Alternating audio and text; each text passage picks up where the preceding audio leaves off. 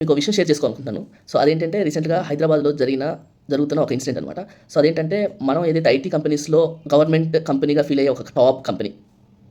ఆ కంపెనీలో జాబ్ వస్తే చాలు, మనకి గవర్నమెంట్ జాబ్ వచ్చింది, మన లైఫ్ సెటిల్ అనుకున్న కంపెనీ. సో, ఆ కంపెనీలో జరిగిన ఇన్సిడెంట్ అనమాట. సో, ఏంటంటే ఆ కంపెనీలో ఒక 3-6 మంత్స్ నుంచి బెంచ్‌లో ఉన్న వాళ్ళు ఎవరైతే ఉన్నారో వాళ్ళని హెచ్ఆర్ వచ్చేసి కాల్ చేస్తున్నారు. ఆఫీస్‌కి 1-to-1 మీటింగ్‌కి రండి అని చెప్పి. సో, మీటింగ్ వచ్చిన తర్వాత హెచ్ఆర్ చెప్తుంది ఏంటంటే, మీరొచ్చేసి లాస్ట్ 3-6 మంత్స్ నుంచి ఇలా బెంచ్‌లో ఉన్నారు. సో, మనకు ప్రాజెక్ట్స్ కూడా రావట్లేదు. సో, బెటర్ మీరే రెసిగ్నేషన్ చేస్తే చాలా మంచిది. సో, మీకు చాలా బెనిఫిట్ ఉంటది అని చెప్పి చెప్తున్నారు.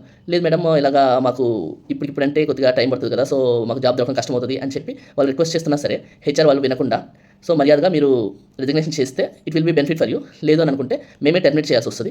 మేమే టర్మినేట్ చేశామంటే మీకు చాలా ఇష్యూస్ వస్తాయి. సో, ఆ ఇష్యూస్ ఏంటనేది మీకు ఫ్యూచర్‌లో అర్థమవుతుంది. సో, బెటర్ మీ అంతరకు మీరే చేస్తే చాలా బావుంటదని చెప్పి వాళ్ళని చాలా కష్టంగా ఫోర్స్డ్ రిజిగ్నేషన్స్ అనేవి చేయిస్తున్నారు.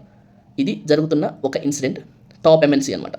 సో, బెటర్ నా సజెషన్ ఏంటి గైస్, మనం ఒక కంపెనీలో ఎంతవరకు వర్క్ చేయాలి, ఎంతవరకు నేర్చుకోవాలి అనేది నేర్చుకొని, so, better we need to switch. ఎందుకంటే అల్టిమేట్‌గా కంపెనీ వాళ్ళ పాలిసీస్‌ని బట్టి వర్క్ చేస్తది. అంతేగాని ఈ పర్టిక్యులర్ పర్సన్ మనతో చాలా కాలం నుంచి ఉన్నాడు అని చెప్పి ఏమీ ఉండదు. So, be cautious with your companies.